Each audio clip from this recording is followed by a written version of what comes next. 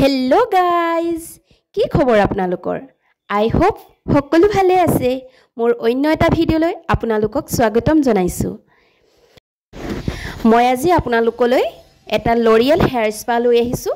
এওঁ চুলিখিনি বহুত ড্ৰাই হৈ গৈছে, একেবাৰে মইশ্চাৰাইজ নাইকিয়া হৈ গৈছে, মাজে মাজে ফাটিছে আগটোহেত। আৰু এই এওঁ চুলি সৰিবলৈ ধৰিছে, আৰু এই সকলো সমস্যাৰ পৰা হাত সাৰিবলৈ হ'লে আপুনি স্পা কৰিবই লাগিব।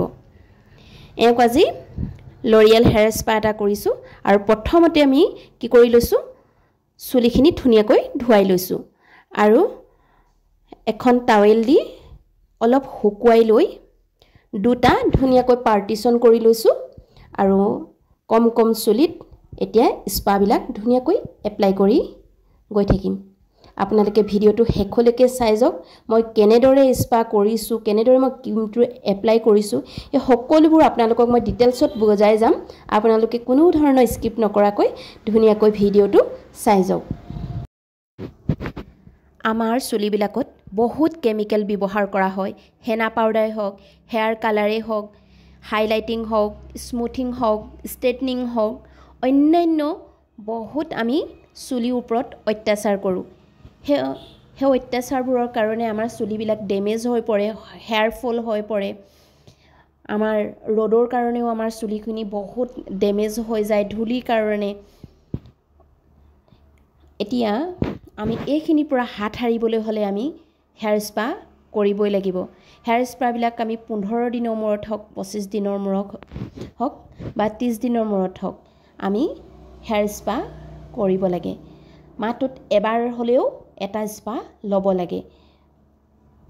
আৰু এই স্পাবিলাক লৈ থাকিলে আমি তেনেধৰণৰ কোনো সমস্যা আমি নুভোগোঁ। আমাৰ হেয়াৰ ফল নহ'ব, আমাৰ চুলিবিলাক ফাটিবলৈ নধৰে, ড্ৰাই নহয়। এনেকুৱা বহুত সমস্যাৰ পৰা আমি হাত সাৰি থাকিব পাৰিম। স্কাল্পৰ পৰা খুব ধুনীয়াকৈ লেংথৰলৈকে লগাব লাগে আৰু খুব ধুনীয়াকৈ মালচিফাই কৰি যাব লাগে। চুলি গুৰিবিলাকত খুব ভালকৈ লগাব লাগে, আৰু লগালেহে চুলি সৰাটো বন্ধ হ'ব। মই এইটো লৰিয়েল হেয়াৰ ৰিপেয়াৰ হয় স্পাটো, আৰু এইটো খুব ধুনীয়াকৈ মই মিক্স কৰি লৈছোঁ চিৰামৰ লগত, আৰু খুব ধুনীয়াকৈ মই লগাই পিনি এতিয়া মই মাছাজ কৰিম। ক্ৰীমখিনি ৱেষ্ট হৈ যায় বুলি বাতিত লাগি থকা ক্ৰীমখিনিও মই খুব ধুনীয়াকৈ লগাই দিছোঁ।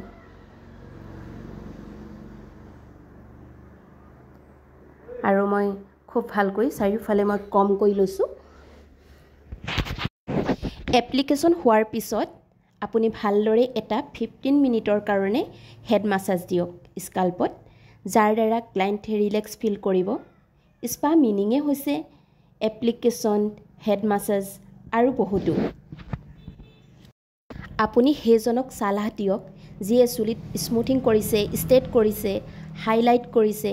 তেওঁ চুলিখিনি যাতে 15 দিনৰ মূৰে মূৰে এটা স্পা লয়, তেতিয়া তেওঁ চুলিখিনি মেইনটেনেঞ্চ কৰি থকা হ'ব আৰু চুলিখিনি হেল্ডি হৈ থাকিব।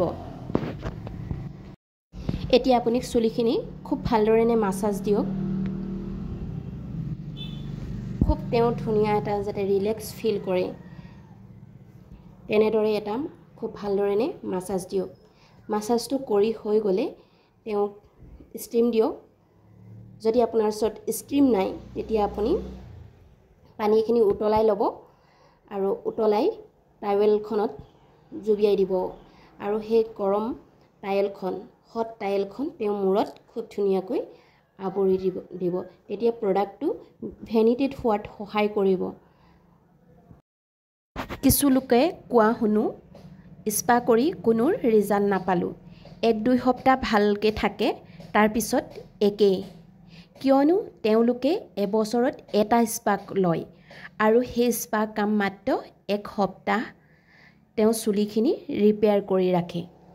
তাৰপিছত আকৌ একেই অৱস্থা, ড্ৰাইনেছ লাগিব। তেওঁলোকে এটা স্পা বছৰত এবাৰ লৈ বহুত বেনিফিট একো নাপায়। গতিকে মাহত এটাকৈ লওক। আপোনাৰ চুলি কিমান হেল্ডি হৈ থাকে, কিমান মেইনটেনেন্স হৈ থাকে আপোনালোকে নিজে গম পাব খুব ভালকৈ এতিয়া মাসাজ কৰি লৈ পিনি চুলিখিনি ধুনীয়াকৈ বান্ধি ললো আৰু 5 মিনিট মানৰ কাৰণে ধুনীয়াকৈ ষ্ট্ৰীমটো দি কোনো শ্যাম্পু ব্যৱহাৰ নকৰাকৈ ভালদৰে চুলিখিনি ওয়াশ কৰি ললো আৰু এতিয়া ওয়াশ কৰি পিনি খুব ধুনীয়াকৈ আমি শুকুৱাই লম আৰু শুকাই যোৱাৰ পিছত এয়া তেখেতৰ ফাইনেল ৰিজাল্ট চাওকচোন চুলিখিনি কি ধুনীয়া হৈ পৰিলে কিমান ধুনীয়া হেলদি হৈ পৰিলে যদি ভিডিওটো ভাল লাগিলে লাইক কমেন্ট শেয়াৰ কৰিবলৈ নাপাহৰিব